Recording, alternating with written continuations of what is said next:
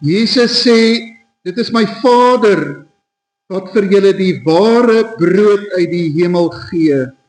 Die brood wat God gee, is hy wat uit die hemel kom en aan die wêreld die lewe gee. Gemeente, genade en vrede vir julle van God ons Vader en die Here Jesus Christus. Amen. Broers en susters, ons het teen God gesondig. Ons het gedoen wat verkeerd is in sy oë. Laat ons ons lewe ondersoek en onsself vergewis van ons sonde en liefdeloosheid. Hoor die wet soos wat Jesus dit opsom in Markus 12, vers 28 tot 31. Een van die skrifgeleerdes het hulle oorredeneer en het nader gestaan. Toe hy sien dat Jesus hulle 'n goeie antwoord gegee het, vra hy vir hom: "Wat is die heel grootste gebod?" Jesus antwoord hom: "Die eerste is: Luister Israel, die Here ons God is die enigste Here. Jy moet die Here jou God lief hê met jou hele hart en met jou hele siel en met jou hele verstand en met al jou krag. Die tweede is: jy moet jou naaste lief hê soos jouself. Geen ander gebod is groter as die twee nie." Broers en susters, ons het sopas deur ons sang ons sondes voor God bely. In 1 Johannes 2 vers 1 verseker God ons dat hy ons vryspreek. En as een van ons sonde, ons het Jesus Christus die regverdige as ons voorspraak by die Vader. Almal wat vrygespreek is, bely opnuut hulle geloof in die drie-enige God. Kom ons bely ons geloof. Ons glo in een God, die almagtige Vader, die skepper van die hemel en die aarde en van alle sienlike en onsienlike dinge. En in een Heer, Jesus Christus, die eniggebore Seun van God, gebore uit die Vader voor alle tye. God uit God, lig uit lig. Waaragtige God uit waaragtige God, verwek, nie gemaak nie. Een in wese met die Vader, deur wie alle dinge ontstaan het. Wat ter wille van ons, die mense, en ter wille van ons saligheid, neergedaal het uit die hemel, vlees geword het, deur die Heilige Gees uit die Maagd Maria, en mens geword het.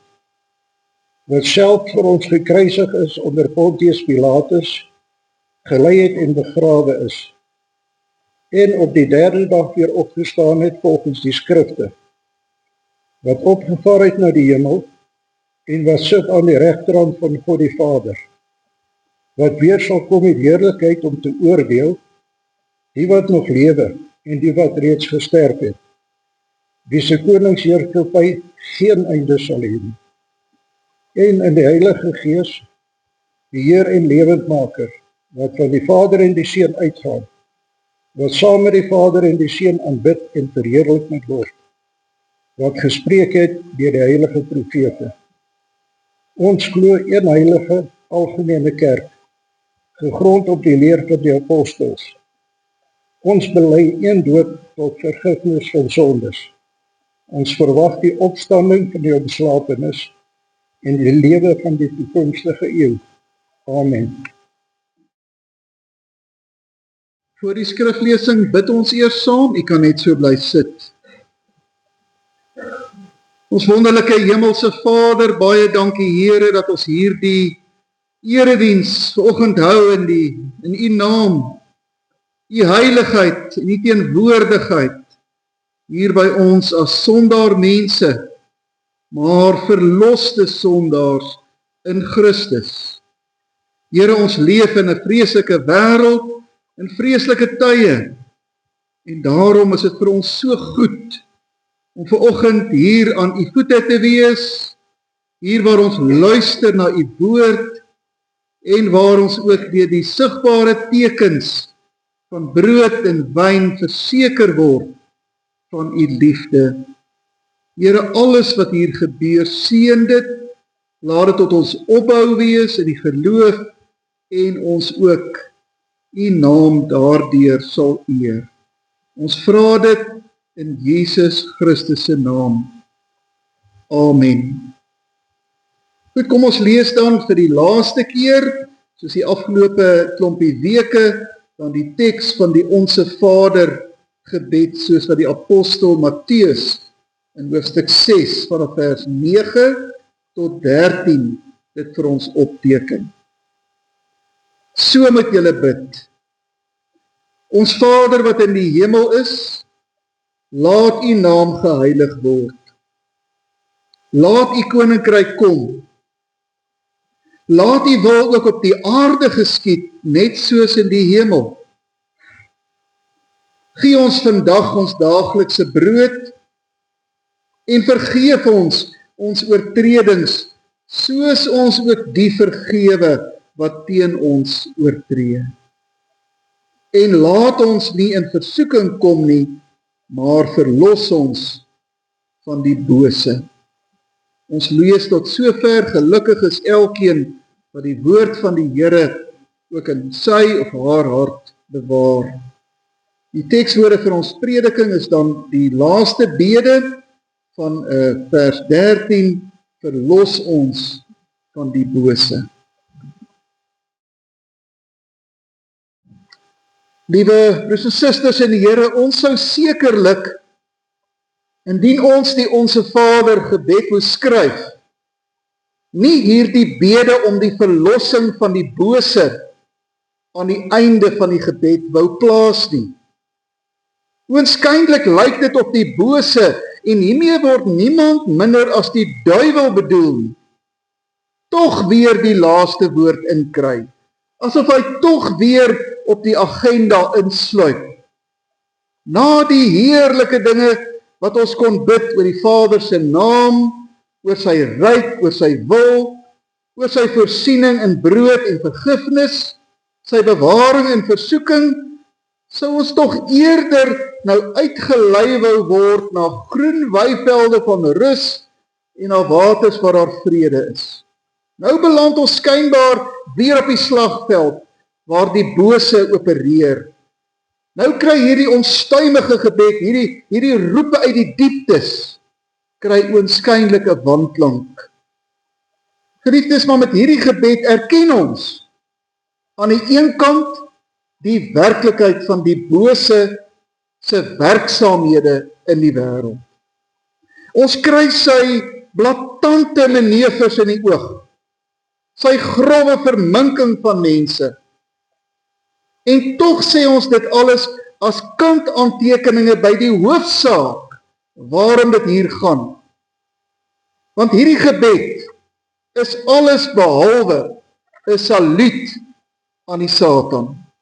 Met hierdie gebed erken ons eerder sy ondergang.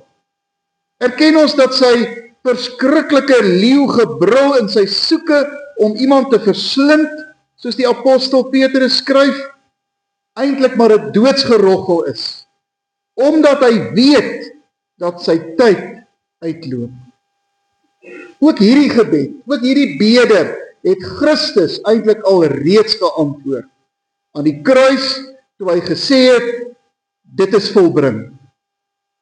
So die wêreldgeskiedenis is nie nou 'n toutrekkery tussen God en Satan met ons arme mense in die middel nie. Nee, die stryd is lankal beslis na Christus se kant toe en ons mense ten goeie. So praat die Bybel dan van die bose as 'n gevaarlike vyand en tog 'n oorwonne vyand. So teen die agtergrond van die oorwinning wat Christus dan reeds behaal het, bid ons dan hierdie laaste bede van die Onse Vader, verlos ons van die bose. Dit is Golgotha. Golgotha gee ons dus 'n sterker protes teen die bose. Dit gee vir ons 'n dringende aandrang op ons verlossing en die van die wêreld. Ons kom om Christus ontwil. Kan ons nie die verlorenheid van die wêreld mee vir lief neem.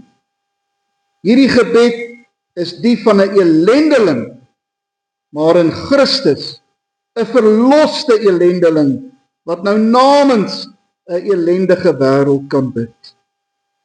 Geliefdes, wanneer ons bid, verlos ons van die bose, is dit ook 'n klassieke sendinggebed.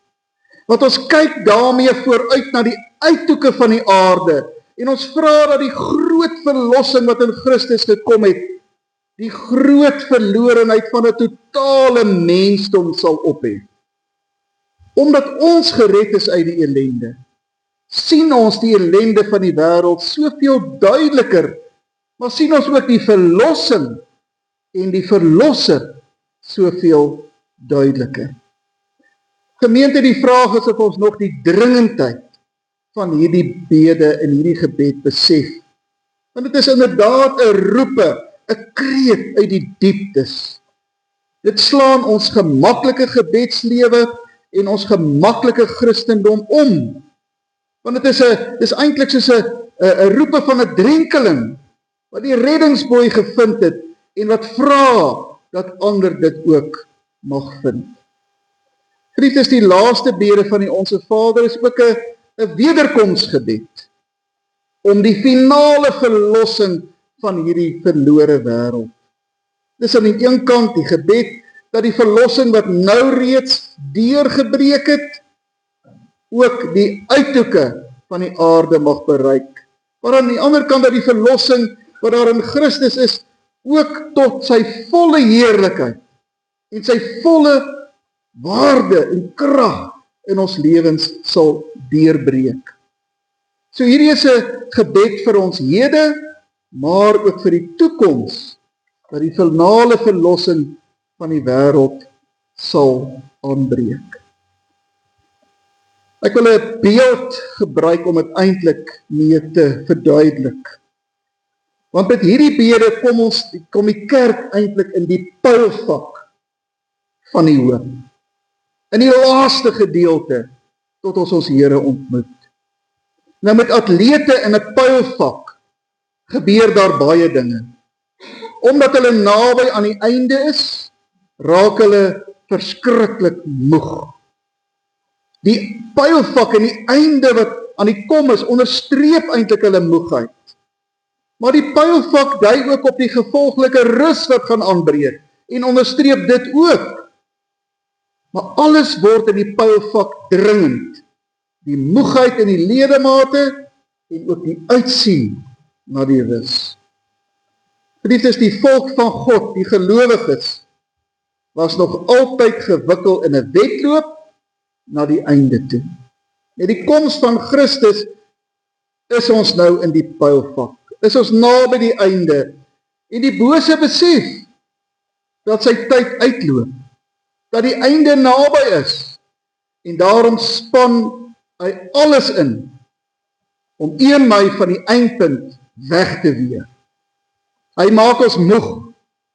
Hy lei ons op dwaalweë. Hy maak ons blind vir die eindpunt van die rus. So met die laaste bede van die Onse Vader bid ons dat dit nie sal gebeur. Dat sy werke verbreek sal word. Dat u en ek sal bly hardloop in daardie pylvak met ywer. En veral dat ons die eindstreep sal behaal en die oorwinnaarskroon sal kry. Die Hebreërskrywer beskryf dit eintlik die mooiste. Hy sê, terwyl ons dan so 'n groot geloofskare getuies rondom ons het, laat ons elke las van ons afgooi, ook die sonde wat ons so maklik verstrik, en laat ons die wedloop wat vir ons voorlê met volharding hardloop, die oog gefestig op Jesus, die begin en die volëinder van ons geloof. Gemeente, met hierdie bede van die Onse Vader, bly ons dus nie vassteek by die werksaamhede van die bose nie. Hy kry nie die laaste woord in nie. Nee, ons eindig voor die troon van God, waar Christus heers. Ons eindig met die nuwe hemel en die nuwe aarde. Ons word uitgelei na die groen weivelde van rus, en die waters waar daar vrede is. Ons sien dit eintlik alreeds. Ons kan dit sien in die verte. En daarom bid ons, Here, ek bly hardloop. Ek bly toegewyk hardloop totdat ek uiteindelik by U sal wees. Dis daarom verstaanbaar, geliefdes, dat die vroeë kerk, toe hulle hierdie Onse Vader gebed oorgeskryf het, dit eintlik afgesluit het met 'n jubelroep, wat eintlik 'n invoeging in die oorspronklike Griekse grondteks van die Matteus Evangelie was. Hulle het gevoel ons moet dit uitroepteken sit, en toe sluit hulle hierdie gebed af met hierdie wonderlike uitspraak, want aan U behoort die koninkryk en die heerlikheid en die krag tot in alle ewigheid. Liefdes, mag die Here vir ons elkeen, elke dag, as gelowiges, in ons geloofslewe die krag gee, om nooit moeg te word, om die regte te doen, naby die Here te leef, en die wedloop van die geloof te hardloop tot die einde nie. Dan wag daar vir ons die heerlike, onverganklike oorwinnaarskroon by die Here. Mag die Here ons deur sy Gees daartoe help. Amen. Kom ons dank nou saam.